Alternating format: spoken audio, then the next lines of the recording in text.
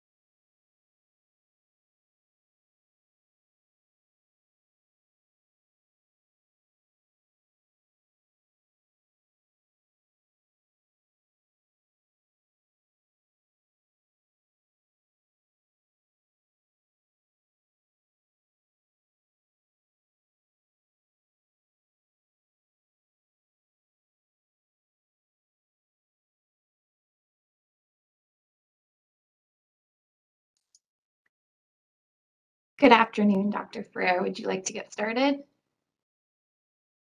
Yeah, I just want to do a check on the visual. Are you good?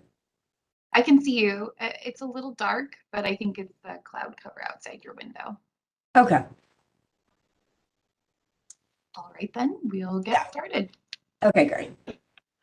Good afternoon, everyone. Thank you for joining the Los Angeles County Department of Public Health today, July 7th, for a media briefing. Today we have the Director of Public Health, Dr. Barbara Ferrer, presenting. Dr. Ferrer will then take your questions. As a reminder, to ask a question, please use the hand icon, or you may chat me, the host. Dr. Ferrer, when you're ready. Thank you, and good afternoon, everyone. Thanks for joining us today. I will give the COVID-19 status update for LA County, including an important change in the metrics used to capture hospital stress in the CDC community level framework. I'll also review current metrics for early alert signals and preparedness levels. Following my remarks, I'd be glad to respond to your questions. First slide. Cases, hospitalizations, and test positivity, as you can see, remain elevated. Today, we're reporting slightly over 5,300 new cases. The average number of daily cases for the last week was at about 5,100 new cases. The case rate has been holding steady at about 50 new cases per 100,000 people. A couple of reminders, we had a long holiday weekend, less testing and delays in reporting those testing results. And all of our case numbers are an undercount since they don't include positive results from over-the-counter tests. The daily test positivity rate climbed during the past week from 13.8% reported last Thursday. Today, it's just about at 17%. While we expected to see a higher percent positivity value than what we saw 1 to 2 months ago, when there was a lot of routine testing that occurred in schools, The increases we've seen in the past couple of weeks likely reflect the increasing rate of transmission associated with new highly infectious COVID subvariants. With the higher case numbers, we're also experiencing continued increases in the number of COVID positive hospitalized patients over the past week. We're up from 808 last Thursday, 989 today. Among those hospitalized, about 40% are hospitalized with COVID-related illness. The other 60%, the COVID diagnosis is incidental to the reason they were hospitalized. This rate has remained relatively stable this past month. The worry, of course, with the increase in hospitalizations is that there may be more individuals at risk for severe illness that are getting infected now, given the highly transmissible new variants. Sadly, we've just started to see a slight uptick in deaths as well. This is the first time we're seeing this since the winter surge. 5 out of the past 7 days, we had reports of 10 or more deaths. The virus, as you all know, has taken far too many lives. And for the grieving families, please know that our hearts are with you and your loved ones. Next slide. Visualizing the trends in cases, hospitalizations, and deaths is especially helpful in helping us understand where we've been in the pandemic. Also may give us a sense as where we're headed. This slide has the 7-day average daily cases by report date shown by the green line, hospital admissions by admit date, that's the orange line, and deaths by report date, that's that blue line. The 7-day average, as I noted, for daily reported cases is about 5,100. That's about 10% higher than 1 month ago. You can see we had a small dip over the last few days. That really is the holiday reporting dip. Unfortunately, we're worried that it will immediately go back up as we see more cases maybe associated even with holiday activity. The 7-day average of daily hospital admissions is now 123 per day. This is a concerning increase from the 109 per day that we reported just last week. That's the orange line. It's also nearly 70% higher than average daily admissions just 1 month ago. The 7-day average number of reported deaths, this is that blue line. Although it's remaining relatively low, it's now at about 9 deaths per day. And you can see the blue line has started a very small upward tick. Next slide. We do continue to track the impact of the pandemic on LA County using the CDC's COVID-19 community levels framework, which is a measure of strain on our healthcare system caused by COVID-19. And it utilizes 1 case rate metric and 2 hospitalization metrics. Currently, we remain at a COVID-19 community level of medium. Our 7-day case rate is currently 387 cases per week per 100,000 people. This is obviously an increase from last week when the case rate was 326 cases per week. This week, we've made a decision to change the way we're reporting out on the 2 hospital metrics that are part of this framework. We're making this change because the CDC calculates these 2 hospital metrics at the health service area level, not at the individual county level. The health service areas are defined by CDC's National Center for Health Statistics, and our health service area combines both LA County and Orange County. This is just for the hospital metrics, not for the case rates. But it does mean that the data CDC publishes for LA County's hospitalization metrics actually reflects both LA County and Orange County hospital data. This approach was not initially problematic as the LA County and the Orange County metrics were relatively similar. And as I'll show you in a minute, there are currently big enough differences in the hospital metrics that it does make most sense to use the LA County specific hospital data, particularly since the information is used to assess stress on our healthcare system. The first of the 2 hospital metrics in the CDC community levels framework is the 7-day total of new hospital admissions per 100,000. When we use the LA County specific data, we're reporting 8.4 admissions per 100,000 people. This is a 62% increase compared to just the LA specific data 1 month ago. The second hospital metric in the CDC community levels framework is a 7-day average for the proportion of staffed inpatient beds occupied by COVID-19 patients. 4.4% of beds were occupied by COVID patients in LA County. Next slide. As I noted earlier, we're using the LA County specific hospital data now because the hospital metrics for Orange County are very different. This graph shows the separate and combined hospital admission rates for LA County and Orange County from March, which is when the CDC community level framework was introduced, through July 6th of this year. LA County's hospital admission rate is shown in the purple line. Orange County's is the orange line. And the blended rate for the two counties, which CDC has been using in the CDC community levels framework, is the green line. As you can see, when CDC first released their new community levels framework in early March, LA County and Orange County hospital admission rates were very similar, and the green line, in fact, very closely reflected the LA County experience.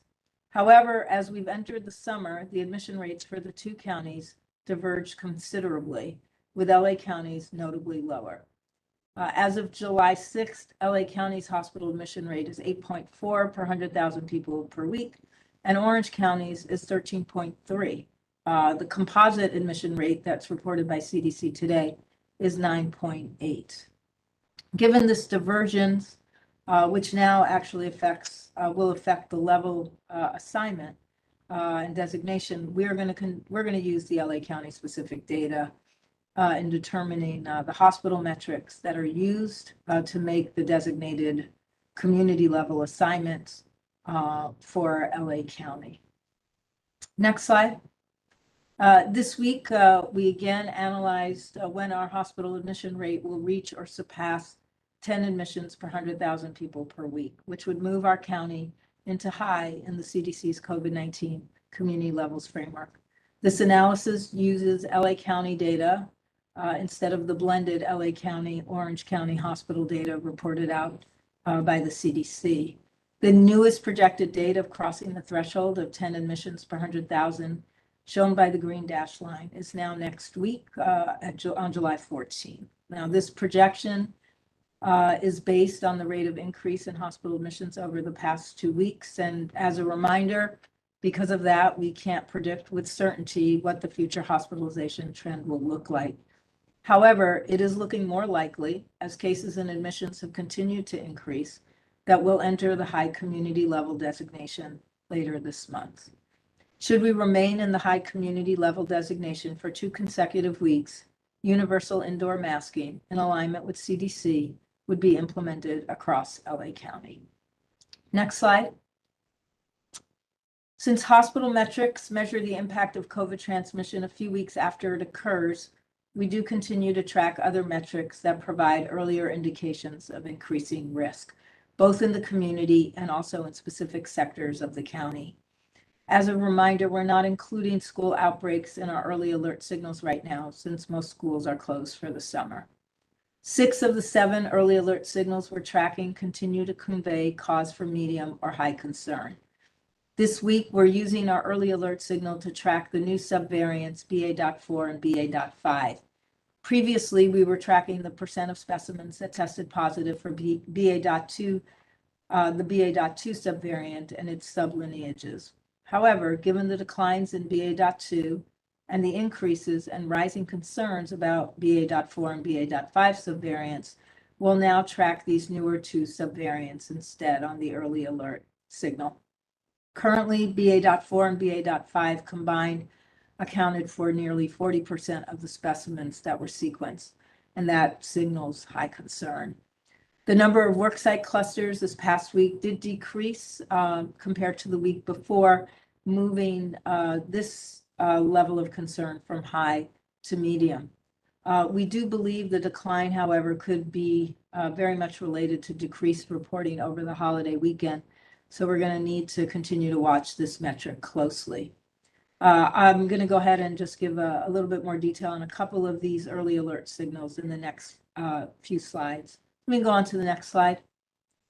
As you could see, Omicron continues to account for 100% of sequenced specimens, but the proportions of subvariants of Omicron continue to shift. The greatest concern is the steady increase in the proportions of BA.4 and BA.5 subvariants.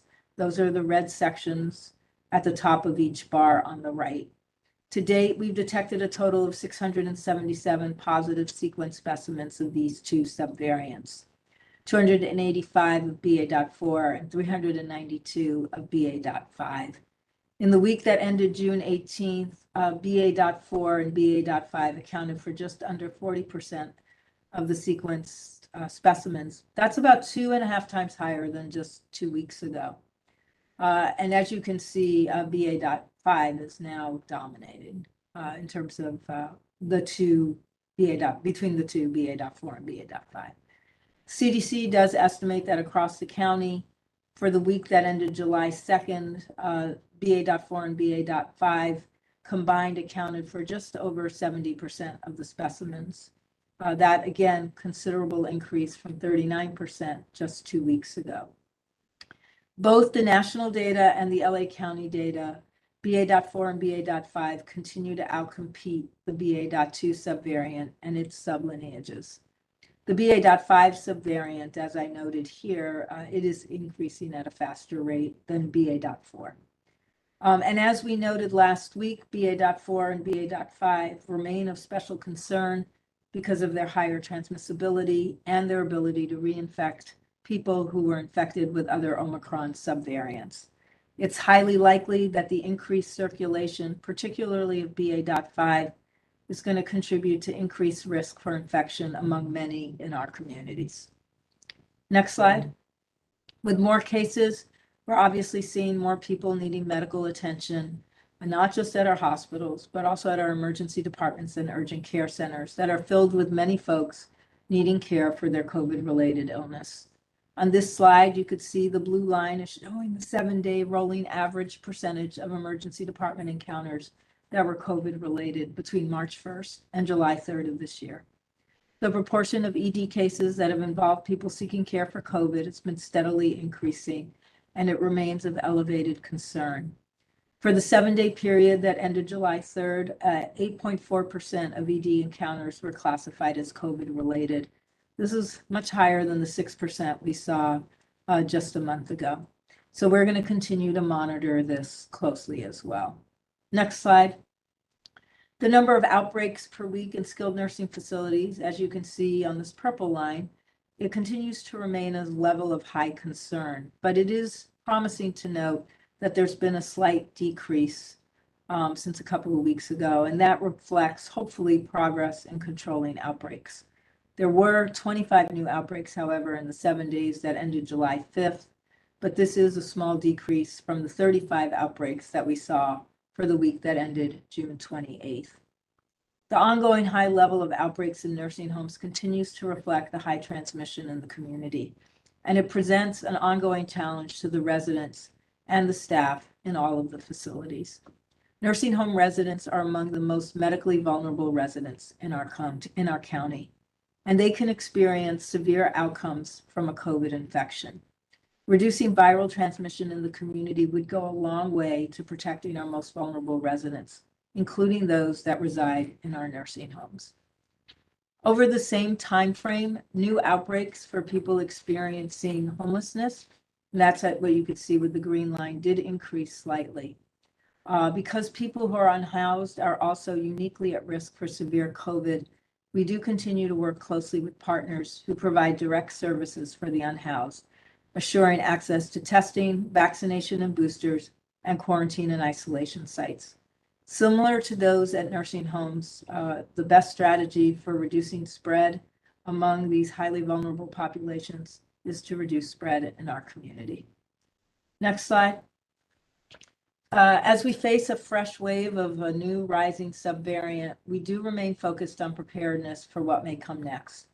LA County, as you all know, is always working on building and maintaining preparedness in the 5 key areas: surveillance, access to vaccines, access to testing, access to therapeutics, and outbreak management. This work often happens in partnership with medical providers, pharmacies, testing laboratories, and community-based organizations throughout the county. As in the past, we remain well prepared to mitigate the pandemic. For example, as you can see in the top row, we have scheduled over 700 mobile vaccination clinics across the county for this week that ends on July 8th. And we continue to have over 1,000 fixed locations in the county that are providing vaccinations. We've also maintained an outstanding level of access to therapeutics that you can see in the bottom two rows of the table. There are over 500 sites that dispense medication in the most vulnerable areas of the county, and 100% of eligible residents that used our call center received their therapeutics. Next slide. Maintaining access to testing is a critical part of pandemic preparedness. And as you can see on this top row, the wait times at our LA County sites remains low. It's at about 10 minutes. The third row from the bottom, you can also see that the number of positive case specimens sequenced per week was most recently 476. And this too is adequate. We are working on increasing this capability over time, as both we and our laboratory partners are further expanding our capacity. You can continue to follow these preparedness metrics on our post-surge dashboard, the same one with which we share our early alert metrics. Next slide. With the increasing rates of transmission associated with highly infectious subvariants, we are all dealing with elevated risk. At the community level, we now face a higher risk of getting infected. This happens because there are more people infected with the virus and capable of transmitting to others when we gather, we go shopping, we attend events. Essential workers, especially those that work directly with the public, now are likely to have more exposures to the virus during their workday. Fortunately, there are sensible steps we can take to reduce this increased risk without foregoing the activities we love. To slow down spread, we can wear masks when indoors, test before gathering, stay home and away from others if we're sick or we've tested positive.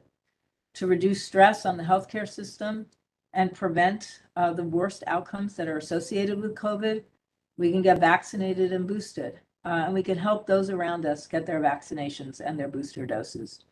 For those who do get infected, immediately accessing oral medications, if eligible, can prevent many from developing severe illness.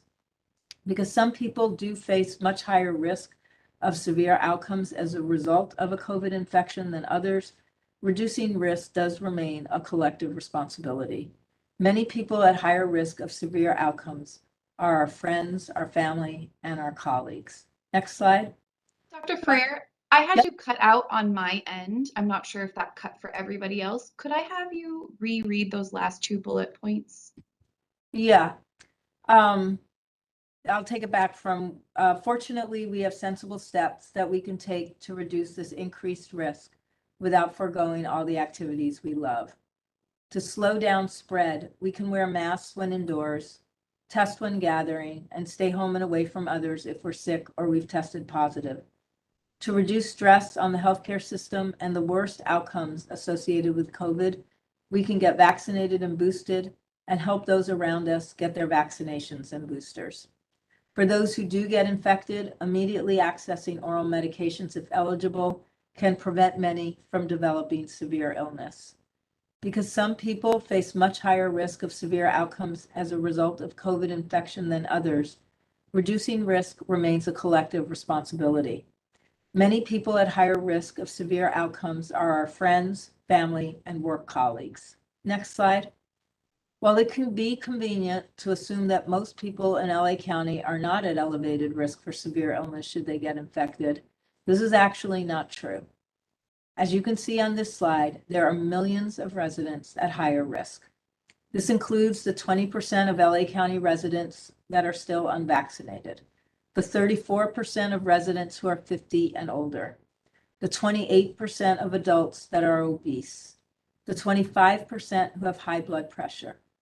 Diabetes, asthma, and using tobacco are ongoing risk factors for many other residents, as is being immunocompromised. We don't have the luxury of doing nothing, since that would lead to unnecessary illness and even death. What makes most sense is to remain committed to protecting each other. This task has gotten a lot easier as we have more effective tools at our disposal. We just need to take advantage of all of the sensible and available safety measures. Next slide. While I know it's disheartening to hear that we still face challenges and uncertainties from this virus, I do find it reassuring to know that we have the tools that will allow us to stay connected with those we care about and to enjoy the many activities we love. By taking a few steps, we protect ourselves and those most vulnerable. So getting vaccinated and boosted, we're a broken record on this because it remains one of the most important tools for preventing severe illness and death. And everyone now, 6 months and older, can take advantage of the easy access to accurate information about vaccines and vaccinations and boosters. Prepare in advance for gatherings and for travel by getting vaccinated, staying up to date on your boosters, and encouraging your friends and family to do the same. Please stay home if you're sick or if you have a positive test result. Fortunately, most of us have gotten quite adept at connecting virtually, so this remains an option for us to stay connected if we're ill. I also want to note that folks who have tested positive should avoid traveling, especially to recreational areas that are at high altitude, where symptoms can often be exacerbated by the high altitude. Because test kits are widely available and free in many cases, we can also do a lot more testing before we socialize, travel, or attend indoor events. And as always, staying outdoors as much as possible reduces the risk of airborne spread of this virus. The risk of COVID transmission in orders of magnitude is lower outdoors than indoors. We've seen many examples of gatherings in which people initially gather outdoors, but as the weather gets a little cooler, the gathering moves indoors, and then the risk of transmission increases considerably. If you must gather indoors, I think it's good to plan in advance and figure out how you're going to maximize your ventilation. Figure out which doors and windows can safely be left open. Place a fan to blow outward through a door or window, with another one open on the opposite side of the room. Turn on the bathroom vents and ask folks to consider wearing their masks when they're indoors. Finally, anyone who tests positive should consider getting screened for free medication that can significantly reduce the risk of severe illness. Because the medication has to be started very soon after symptoms begin, it's best to immediately call your provider or our call center to get more information and access a free medical assessment, and if you're eligible, free medications if you've tested positive.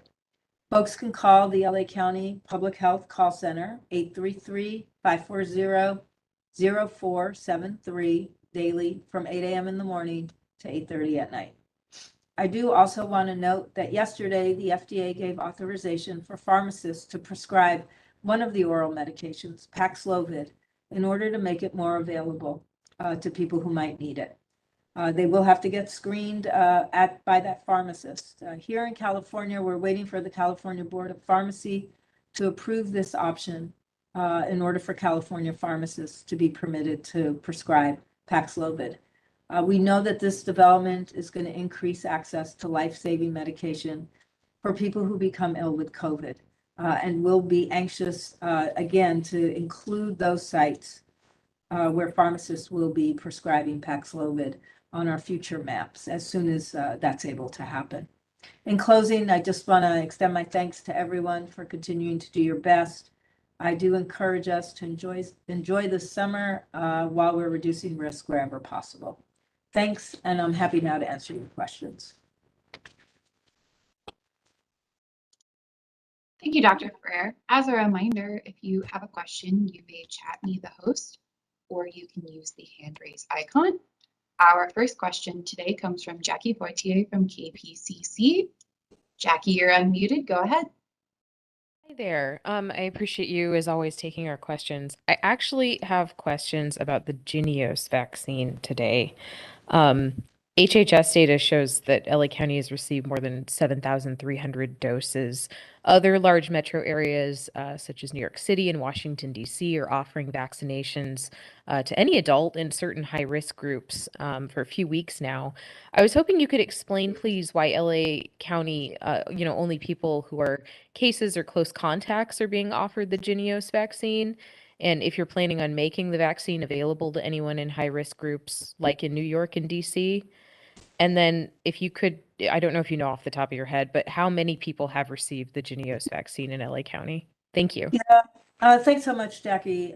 So I just want to clarify a bit of the information. Until about a couple of days ago, we only had 1,000 doses of the Jynneos vaccine here in LA County. We just recently received that additional 6,000 allotment. So I don't want anybody to think we've been sitting on a lot of vaccine for weeks on end, because absolutely not true. And we've used the initial 1,000 doses pretty much completely gone, really responding to close contacts of identified cases. We continue now that we've received the additional 6,000 doses. We've set aside some of those doses. Obviously, we now are coming up to the time where we have to give second doses to the people who got their first dose. So we'll make sure we have those for people who received their first dose. And then we are, and I believe this will get announced tomorrow, we are expanding eligibility to those that are identified by a healthcare provider as being at higher risk for monkeypox. I want to note that we continue to do all the contact tracing. So wherever we have 47 identified cases, we do extensive contact tracing to make sure that people who are in close contact get identified. And of course, those folks who are identified as close contacts are offered the vaccine. And we're going to continue to work with any newly identified cases to do that contact tracing. And as you know, some of that contact tracing has included reaching out to people who attended large events where there was a known case of monkeypox. So we'll continue to do that. But in addition, we will be able to, and this is again, thanks to our STD and HIV clinic partners, to be able to expand access. And again, we just have 6,000 doses. We have way more people who would like to get vaccinated.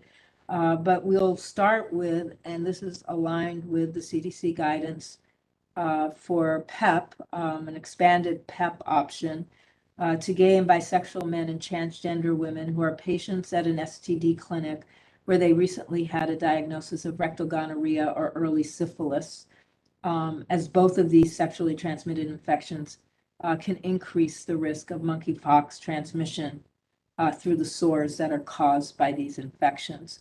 There'll also be a limited number of high-risk individuals identified by the clinical staff at Men's Central Jail that will be offered these vaccinations.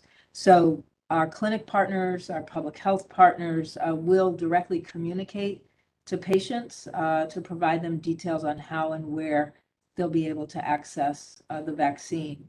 Again, I want to note that we've all lived through what happens when there's scarce supply. And we want to make sure that we're doing everything we can to have an equitable distribution of what is at the moment a scarce supply of this vaccine. We do anticipate very shortly getting additional doses. And as we get additional doses, we're going to stay aligned with CDC, and we'll move into what's being called Wave 2, and we'll be able again to expand our ability to serve more people who are at higher risk for monkeypox and want to go ahead and get vaccinated.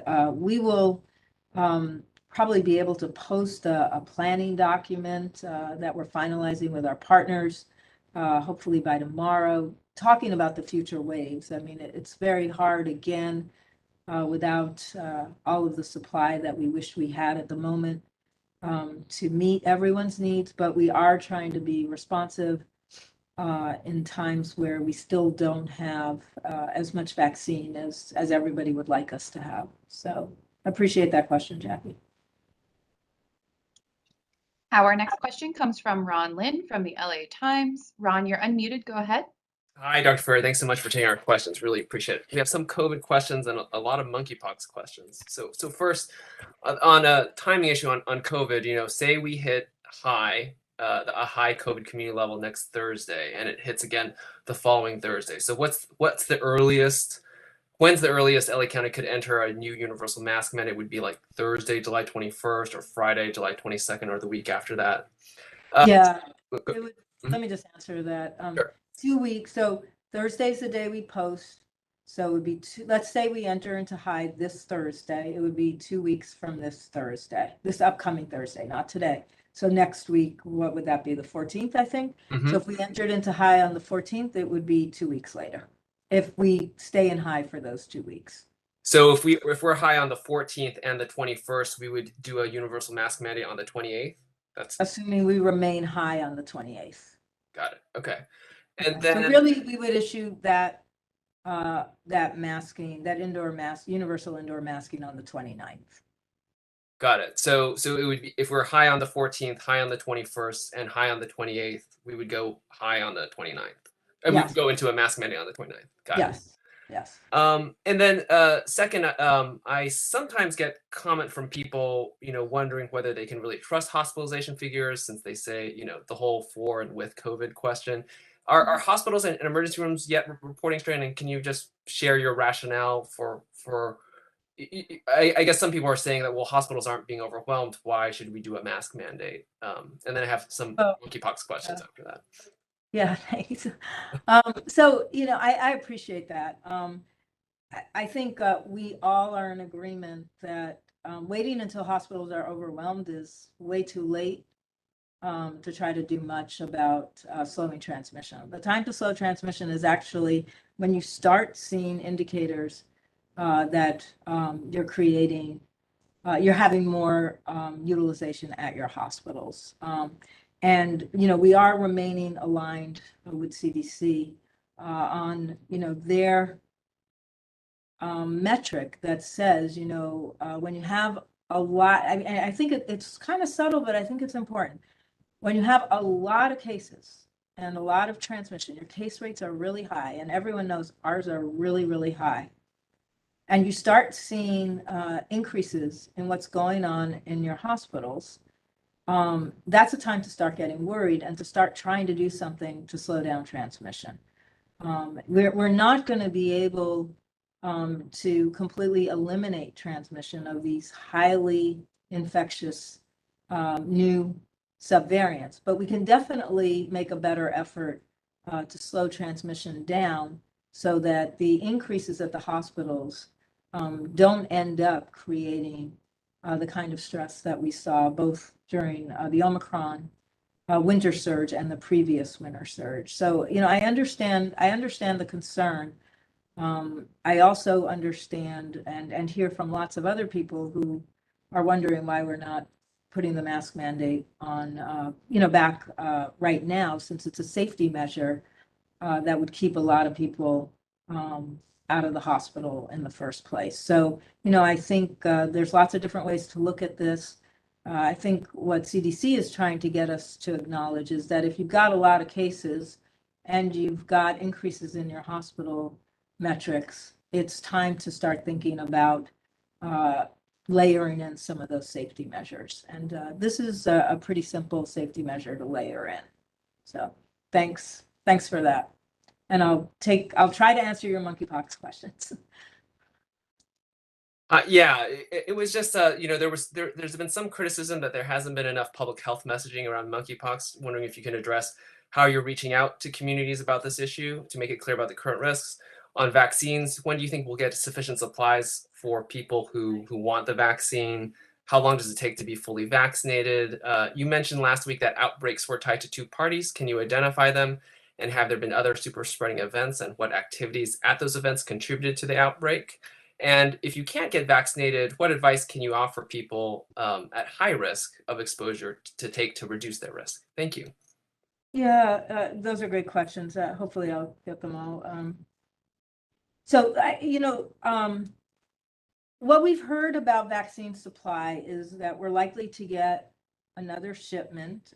It will be a relatively low number. I think there's maybe going to be an additional 140,000 doses that will be available across the country. So everyone can do the math and figure out that translates to a few thousand more doses coming to LA County. That looks like we'll get that, in the very near future. We've also been told that there should be at least one other shipment, either at the end of July or in August, with some more doses. But the number of doses, I think that's being distributed in that additional wave, I think it's 98,000 doses, so it's even less. And then the hope is that sometime by late August, there's a lot more vaccine that's available for distribution. So, I would say for planning purposes, we're going to have limited availability throughout much of the summer, which is why it'll be targeted to those at the very highest risk. I love your question, though, about what everyone else can do to reduce risk, because obviously, like other infectious diseases, including COVID, while vaccines are hugely important, they're not the only tool we have. And as we all know with COVID, we didn't have a vaccine for a very long period of time. So in a similar way, people are going to need to really look at how they can protect themselves and protect those around them. I mean, one thing for sure that everyone's being urged to do is if you have any signs or symptoms of monkeypox, you immediately need to get assessed by a healthcare provider. And this is particularly true for people who have lesions. I think for many of us, when we think about monkeypox, we think about this rash that's all over the body, but the current manifestations of monkeypox are varied. And for some people, they're only getting a handful of lesions. So if you get a handful of lesions, if you get 1 or 2 lesions, that's the time to go and seek care to determine what those lesions are. And if you have lesions, it's important to not have anybody else come in contact with those lesions. So that means staying away from other people and avoiding close contact, keeping those lesions covered. I do want to note that some people get monkeypox lesions in their mouth. It may be hard to know that they're there, and it makes it easy to spread monkeypox through, what we all think about are more traditional routes, including sort of coughing, sneezing, and, being in intimate contact or very close contact with other people. So again, if you've got lesions in your mouth, you need to pay particular attention to that and seek out care and avoid being in close contact with others. I do think that for some folks who may be attending large events where there's going to be a lot of skin to skin contact, or there's going to be, perhaps a fair amount of sexual activity with multiple partners or partners who you don't know well, it is really sensible to be extraordinarily cautious in those settings. Because again, it may be hard to really do a quick scan and see whether people have lesions. So it may be best for now to really take extra precautions if you're attending those events that really minimize that skin to skin contact where there can be transmission of monkeypox. So, and I think I got to all your questions. Oh, about the parties. The people who were at the 2 large events, they've all been notified, and that happened weeks ago, and they're all past the incubation period. I do want to note the vaccine is 2 doses. I believe it's 28 days apart. So obviously you need both doses to have full protection. But in terms of those 2 parties, those were the largest events. There are, of course, as we've identified, close contacts. They have been attending smaller events. And again, we try to contact everybody that is a close contact or was attending those smaller events, so they have an opportunity to come in and get vaccinated and get good information about how to protect themselves. So hopefully I got to all of them, Rod. Our next question comes from Marla Tejas from Fox 11. Marla, you're unmuted. Hello, good afternoon, Dr. Ferrer. Thanks so much for taking our questions. I will say, I'm sure you've seen this. He's gone viral because he was brave enough to share his story. Matt Ford, the Los Angeles man with monkeypox, Argina Silva just did an extensive interview with him last night, and he'd be good to partner with him because he's so vocal and out there in the community and says, don't be ashamed, and this is what you need to look out for. Okay, I digress, but that just made me think of that. I have Thanks one for question. that. No, I know that Ron did ask. I mean, there's a ton of social media. We really are trying to use a lot of social media and influencers, people who are trusted and listened to in the community to help make sure that folks have really good information. To date, most of the cases are among gay men, bisexual men, men having sex with men. So it's really important that we make sure that people have good access to the information. And just like you said, as with all diseases, there's no stigma here. This is really about allowing people to have good information so that they can take steps to protect themselves and others. Absolutely. Okay, my question is, it's really a two-parter. I've typed it out so that it's concise. So here I go. More than half the state's counties are in the high transmission category already, including Ventura County. And by and large, most of them, including Ventura, are not reinstating the universal indoor mask mandate. So why do you feel it's necessary in LA County? With that said, I interviewed your counterpart in Ventura County this week, Dr. Robert Levin, and he told me his decision to not reinstate the mask mandate is because people have the tools to stop the spread and need to responsibly take advantage of them on their own. And he says, we are nearing, if not already, in the endemic phase of the pandemic. So what does the endemic stage look like for you?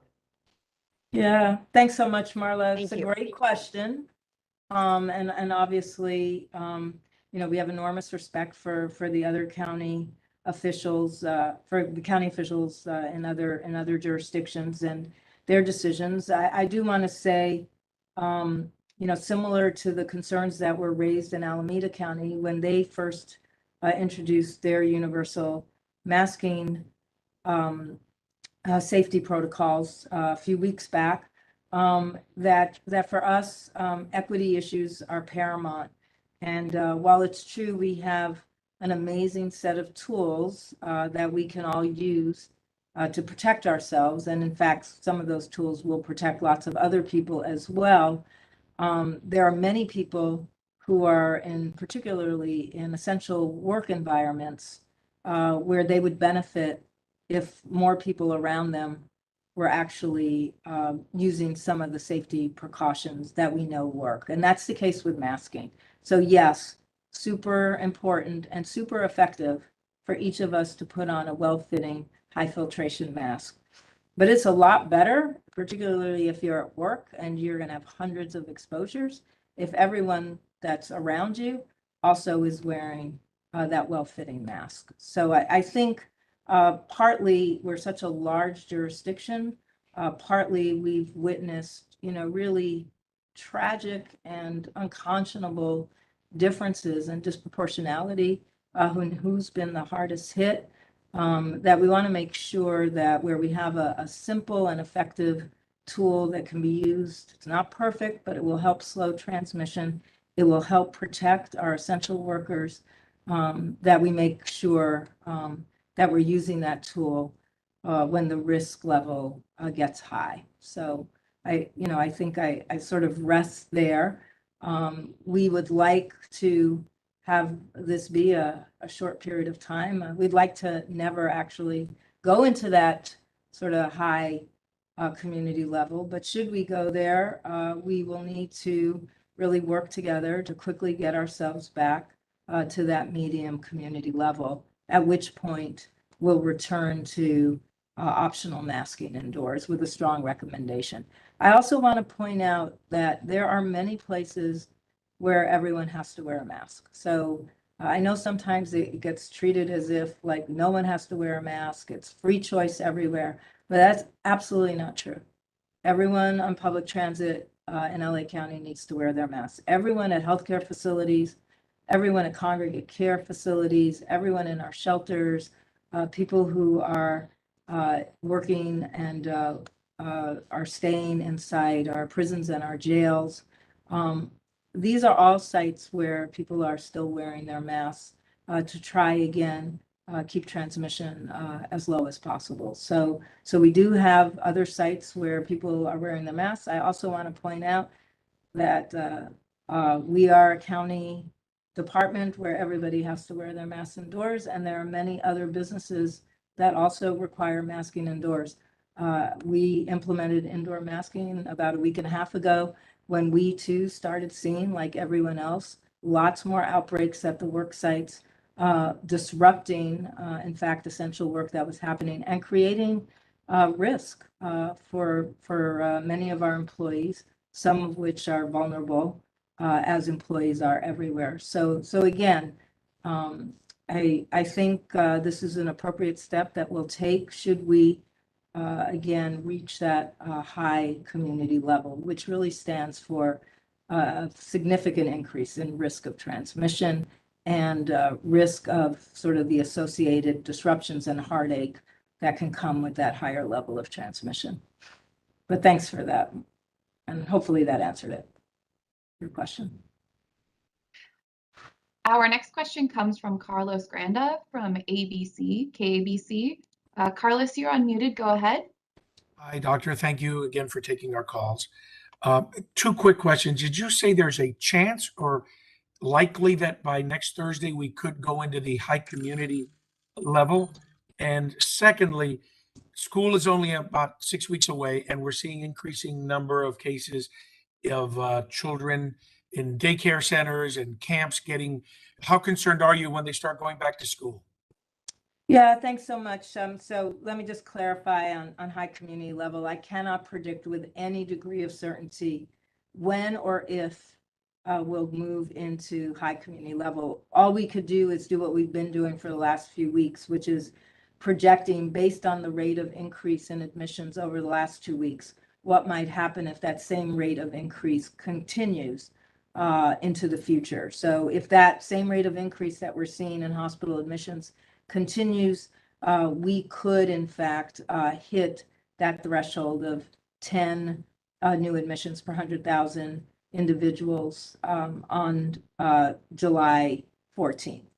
Again, that number, that date has changed a lot over the past few weeks. I think it's likely, however, now, given that we have a lot more BA.4 and BA.5 circulating, that's really sort of making it much harder to actually slow spread. And we know there's a relationship between increased cases and increased hospital admissions.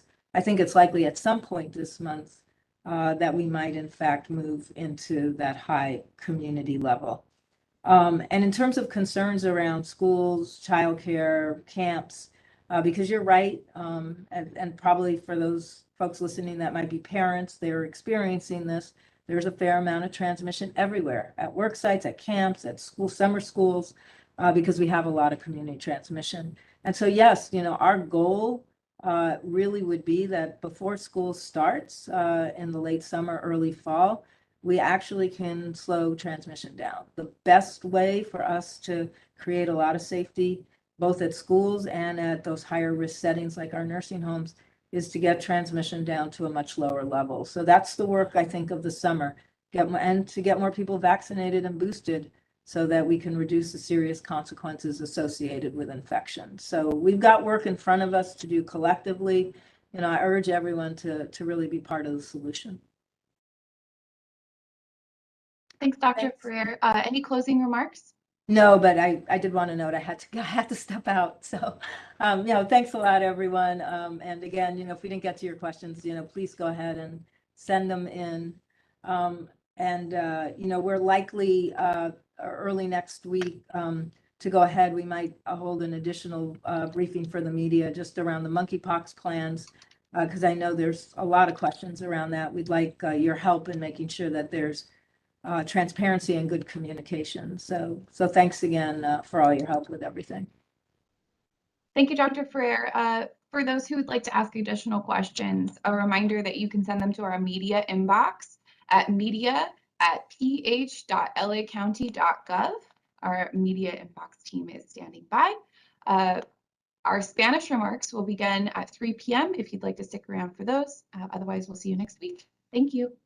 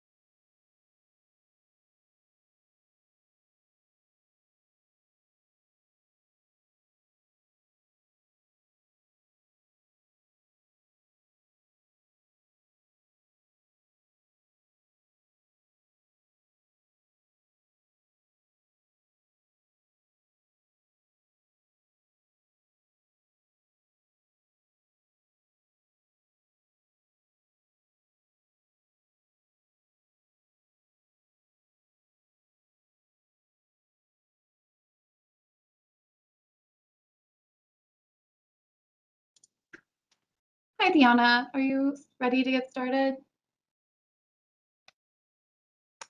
Hi, Kim. Yes, I am. Oh, great, great. I can hear and see you. Great. Ok, buenas tardes y gracias por acompañarnos durante esta sesión informativa. Vamos a empezar con una actualización. Repasaremos datos de nuestras señales de alerta temprano y compartiremos medidas de protección a medida de que los casos continúan aumentando. First slide, Kim. Los casos, las hospitalizaciones y las pruebas positivas siguen en alto. Hoy reportamos 5,316 casos nuevos, con un promedio de casos diarios en la semana pasada de casi 5,100 casos nuevos, y la tasa de casos se mantiene estable con cerca de 50 casos nuevos por cada 100,000 personas. Les recordamos que los números de casos están subestimados, ya que no incluyen los resultados positivos de las pruebas de venta libre. La tasa de positividad de la prueba al diario aumentó durante la semana pasada del 13.8% que reportamos el jueves pasado al 16.9% el día de hoy.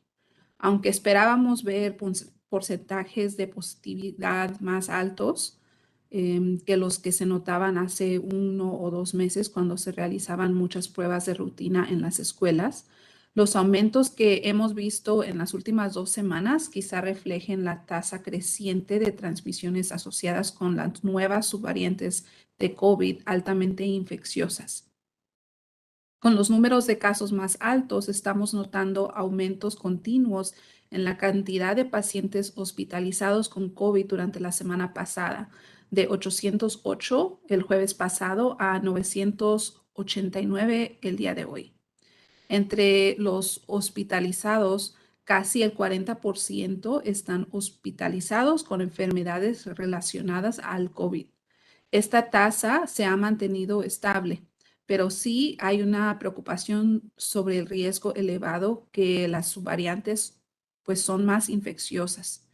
Tristemente, también estamos viendo un aumento leve en las muertes desde la oleada del invierno, ya que en 5 de los últimos 7 días reportamos 10 muertes o más. De nuevo, en los últimos 7 días, durante 5 de esos días reportamos 10 muertes o más. Este virus ha cobrado demasiadas vidas. Para las familias en duelo, nuestro corazón está con ustedes y con sus familias. Next slide.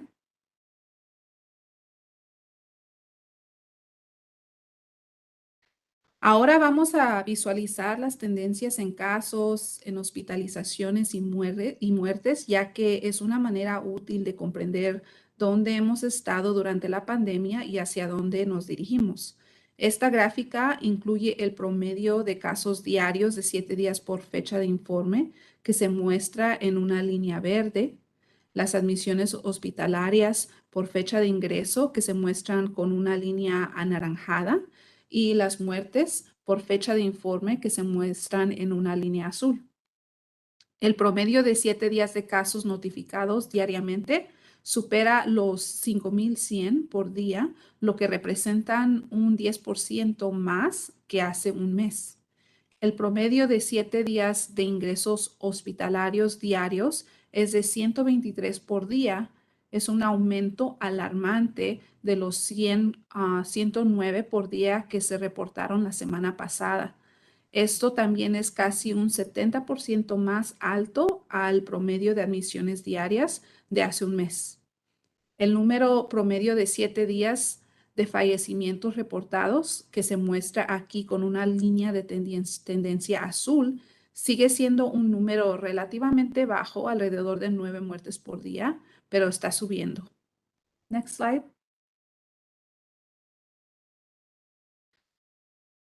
Bueno, y seguimos averiguando el impacto de la pandemia en el condado de Los Ángeles utilizando el marco de niveles comunitarios de los CDC, una forma de medir la presión dentro de nuestro sistema de atención médica causado por el COVID-19. y utiliza una métrica de tasa de casos y 2 métricas de hospitalización. Hoy nos mantenemos en el nivel medio. Nuestra tasa de casos de 7 días es de 387 casos por semana por cada 100,000 personas, a un aumento comparado con la semana pasada, cuando la tasa de casos fue de 326. Esta semana hemos tomado la decisión de cambiar la forma en la que informamos sobre 2 métricas de hospitalización que forman parte de este marco. Los CDC calculan estas 2 métricas de hospitalización al nivel de área de servicio de salud, no al nivel de condado individuo. Las áreas de servicio de salud están definidas por los CDC usando el Centro Nacional de Estadísticas.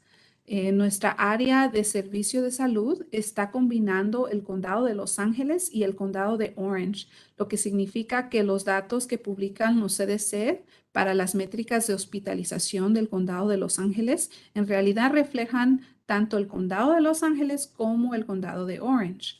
Al inicio no hubo problema, ya que las métricas del condado de Los Ángeles y las de Orange eran relativamente similares. Sin embargo, como verán en un minuto, hay diferencias muy grandes en las métricas de hospitales, por lo que tiene más sentido usar datos específicos del hospital en nuestro condado, ya que esta información se usa para evaluar el estrés dentro del campo de cuidado médico. La primera de las 2 métricas hospitalarias en el marco de niveles comunitarios de los CDC es el total de 7 días de nuevas admisiones hospitalarias por cada 100,000 personas. Usando datos específicos del condado de Los Ángeles, estamos informando que hay un 8.4 admisiones por 100,000 personas. Esto es un aumento de 62% en comparación con la cifra de hace un mes. La segunda métrica que estamos viendo es la métrica hospitalaria en el marco de niveles comunitarios de los CDC, es el promedio de 7 días de la cantidad de camas adentro de los hospitales con pacientes con COVID-19. El 4.4% de las camas están siendo ocupadas por pacientes con COVID en el condado de Los Ángeles. Next slide.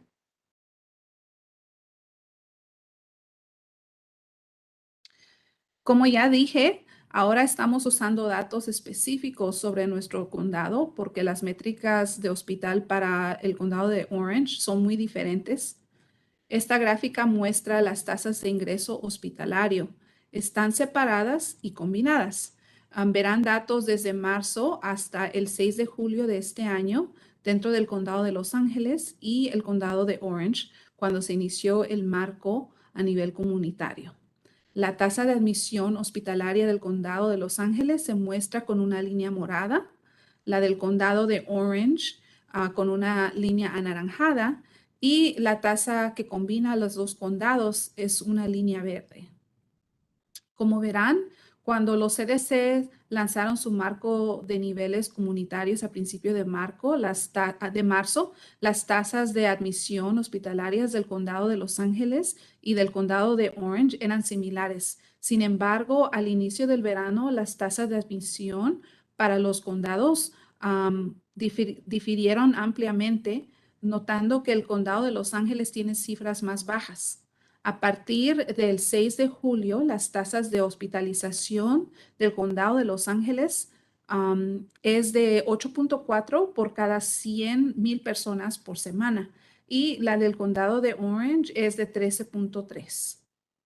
Notando estas diferencias, usaremos datos específicos sobre el condado de Los Ángeles para determinar nuestras métricas y para distinguir nuestro nivel comunitario. Next slide.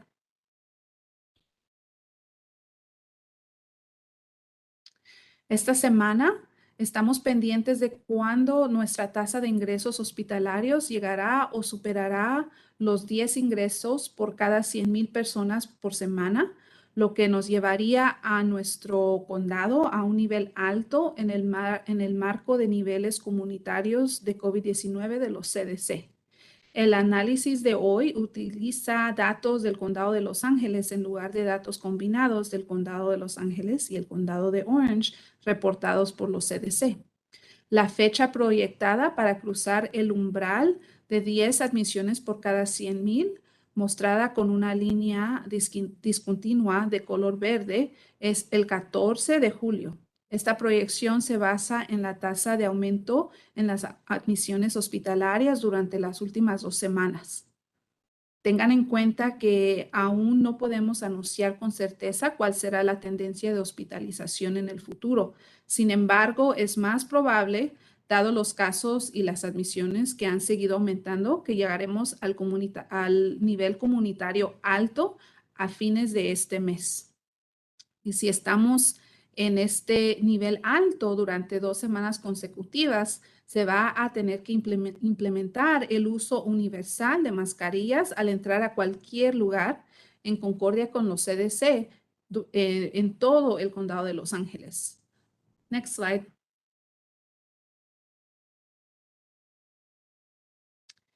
Ya que las métricas de hospital miden el impacto de transmisión de COVID unas semanas después de lo ocurrido, seguimos investigando otras métricas que puedan darnos indicaciones con más anticipación para notar un riesgo gradual tanto en la comunidad como en ciertos sectores del condado. Les recordamos que no incluimos brotes escolares en nuestras señales de alerta temprana, ya que muchas escuelas están cerradas durante el verano. 6 de las 7 señales de alerta temprana que estamos investigando siguen dando motivo de preocupación media o alta. Esta semana estamos usando nuestra señal de alerta temprana para ver las nuevas subvariantes BA4 y BA5. Antes estábamos siguiendo el porcentaje de muestras que dieron positivo con la subvariante BA2 y sus sublinajes. Sin embargo, dado el bajón en BA2 y los aumentos y las crecientes inquietudes sobre las subvariantes BA4 y BA5, estamos dando seguimiento a estas dos en particular. Actualmente, BA4 y BA5 representan casi el 40% de muestras secuenciadas, lo que resulta en una alerta alta. El número de brotes en lugares de trabajo durante la semana pasada bajó en comparación con la semana anterior, pasando de preocupación alta a preocupación media. Sin embargo, creemos que este bajón quizás se debe al número de informes recibidos durante el fin de semana feriado. Así que prestaremos atención a esta métrica muy de cerca. A continuación, vamos a ver detalles adicionales sobre algunas de estas señales de alerta temprana. Next slide.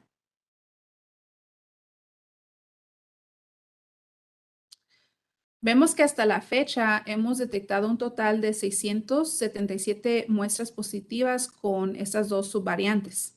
285 de BA4 y 392 de BA5. En la semana que terminó el 18 de junio, la BA4 y la BA5 representaron casi 40% de todas las muestras secuenciadas, un 2.5 veces más que hace 2 semanas. Los CDC estiman que en todo el país, a partir del 2 de julio, las subvariantes BA4 y BA5 de Omicron representaron poco más del 70% de las muestras, un aumento enorme comparado con el 39% de hace 2 semanas. Tanto en los datos nacionales como en el condado de Los Ángeles, BA4 y BA5 continúan superando la subvariante BA2 y sus sublinajes. La subvariante BA5 está progresando con más rapidez que la subvariante BA4. Como indicamos la semana pasada, la BA4 y BA5 son razón de inquietud debido a su mayor transmisibilidad y su capacidad para volver a infectar a personas previamente infectadas con otras subvariantes de Omicron. Es muy probable que el aumento de transmisión, especialmente de la BA5, aumente el riesgo de infección en nuestras comunidades. Next slide.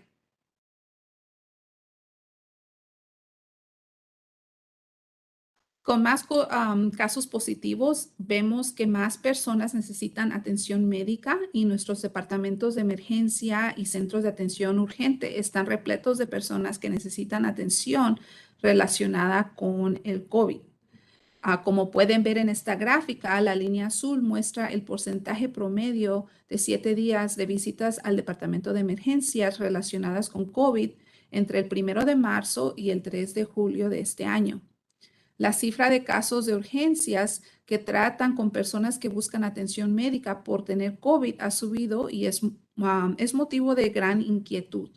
Durante el periodo de 7 días que terminó el 3 de julio, el 8.4% de los encuentros en el servicio de urgencias se clasificaron como relacionados al COVID, un porcentaje sumamente elevado comparado con el 6% que reportamos a fines de mayo.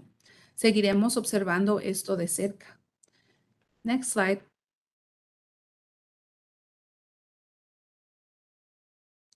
La cantidad de brotes por semana en los centros de cuidado médico especializado, aquí en una línea morada, continúa a nivel alto.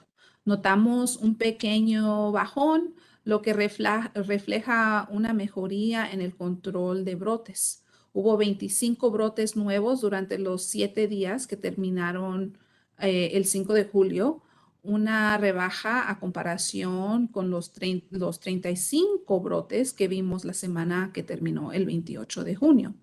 El nivel alto de brotes que se reportaron en sitios de cuidado de personas de la tercera edad reflejan la transmisión alta en nuestra comunidad y resultan en un desafío continuo para la gente y el personal que trabaja en este sector.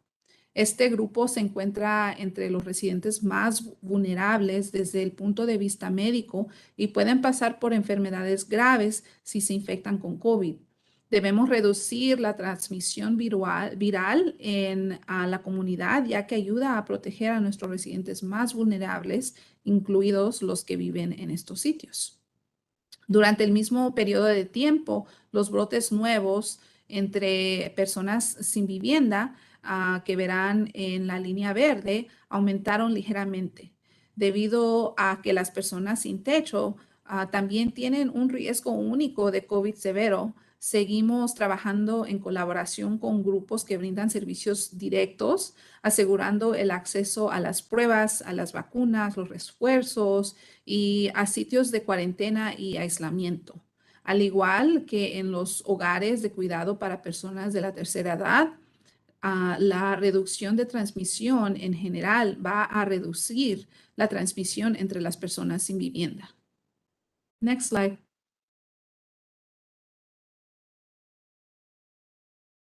A medida que nos enfrentamos a una nueva ola de la subvariante nueva, vamos a seguir enfocándonos en los preparativos para enfrentar lo que venga.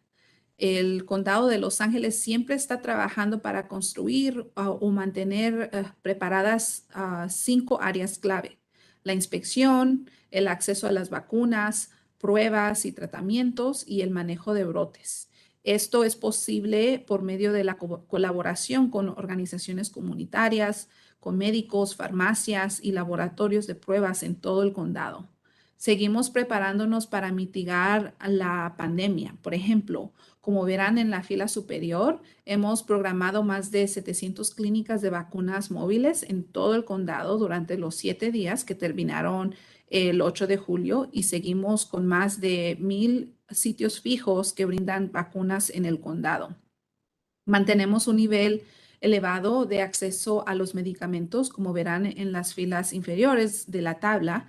Hay más de 500 sitios que dan medicamentos en las áreas más vulnerables del condado. El 100% de los residentes elegibles que llamaron a nuestro centro de llamadas recibieron tratamiento. Next slide.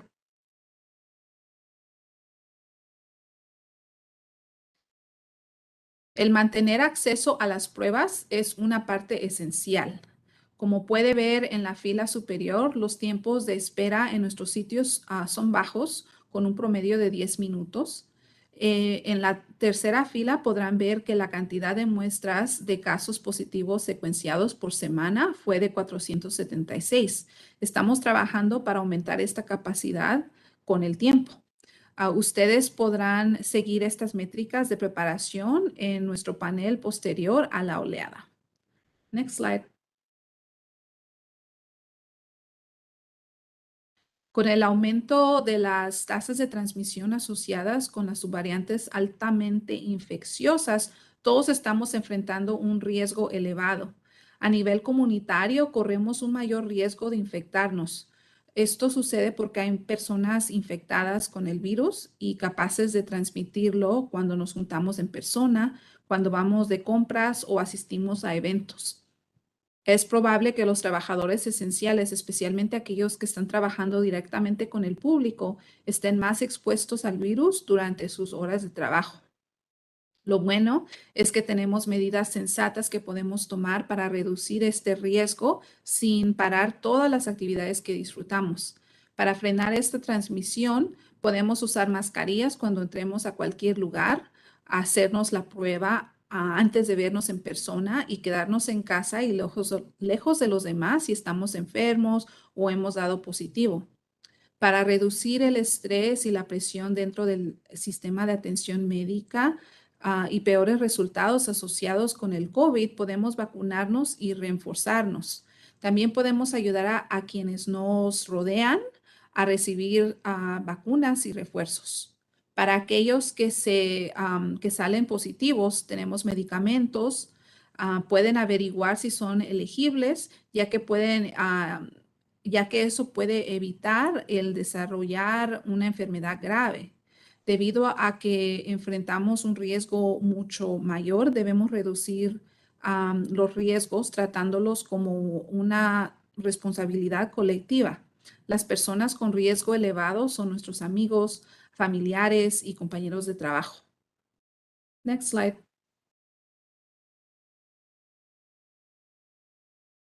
Podemos suponer que la mayoría de las personas en el condado de Los Ángeles no corren un riesgo elevado de enfermarse gravemente si se infectan, pero sabemos que esto no es la realidad. Como verán en esta gráfica, hay millones de personas que corren un riesgo elevado. Esto incluye el 20% de los residentes en nuestro condado que aún no están vacunados, el 34% de los residentes que son de 50 años o más, el 28% de adultos con obesidad y el 25% que cuentan con presión alta. La diabetes, el asma y el uso de la nicotina son factores de riesgo elevado para muchos residentes, al igual que las personas con problemas de salud subyacentes. No podemos darnos el lujo de hacer nada, ya que esa mentalidad nos brinda enfermedades y muertes innecesarias. Lo que tiene más sentido es seguir con el compromiso de protegernos unos a otros. Esto se ha vuelto más fácil ya que tenemos herramientas más efectivas a nuestro alcance. Solo tenemos que aprovechar las medidas de seguridad sensatas que tenemos a la mano. Next slide.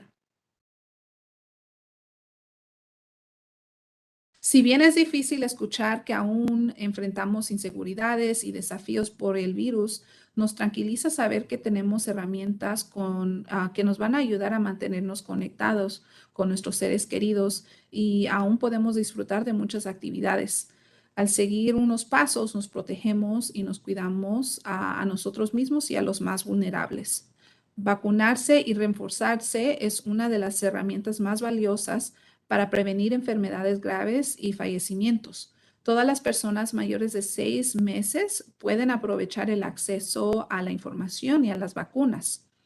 Prepararse con anticipación para reuniones y viajes vacunándose, estando al día con sus refuerzos. Y anime a sus amistades, a sus parientes a hacer lo mismo. Quédese en casa si está enfermo o tiene un resultado positivo.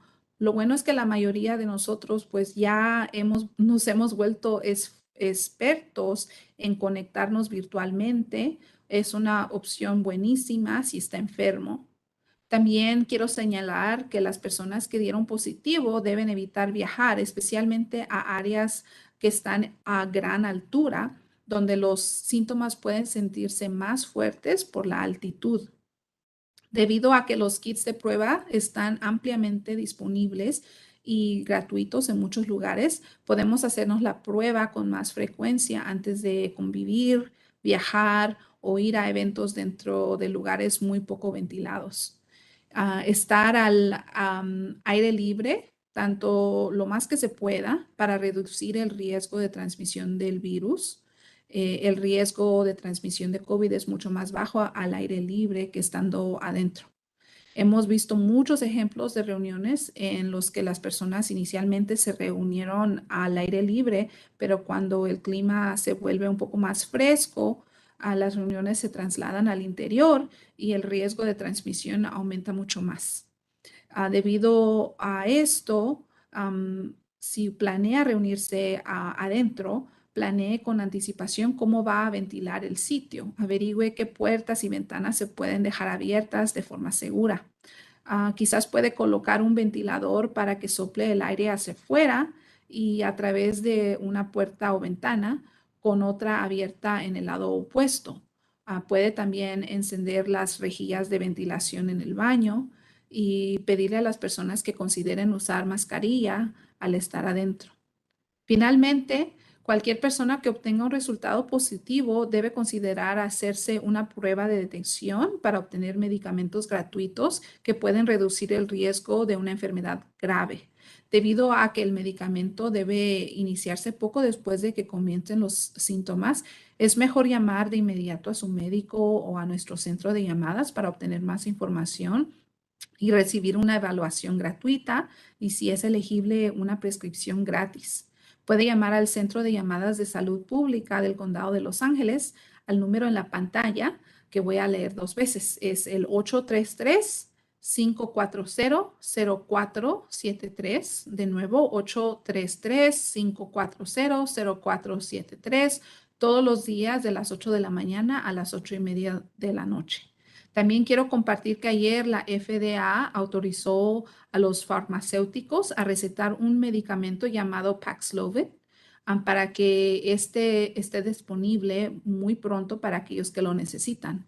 Tengan en cuenta que la Junta de Farmacias de California debe aprobar esta opción antes de que los farmacéuticos de California la puedan recetar. Esto podría aumentar el acceso a medicamentos que salvan vidas para que las personas vulnerables que se enferman con COVID sigan aquí. Pero bueno, vamos a seguir con esta noticia y los mantenemos informados. Por ahora, les doy las gracias a todos por seguir dando lo mejor de sí mismo. Hay que disfrutar este verano reduciendo el riesgo como podamos y que tengan bonita tarde. Hasta pronto.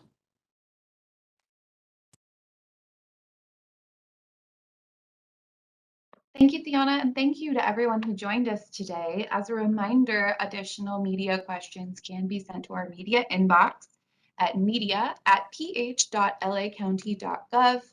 Once again, thank you for joining us, and we'll see you next week.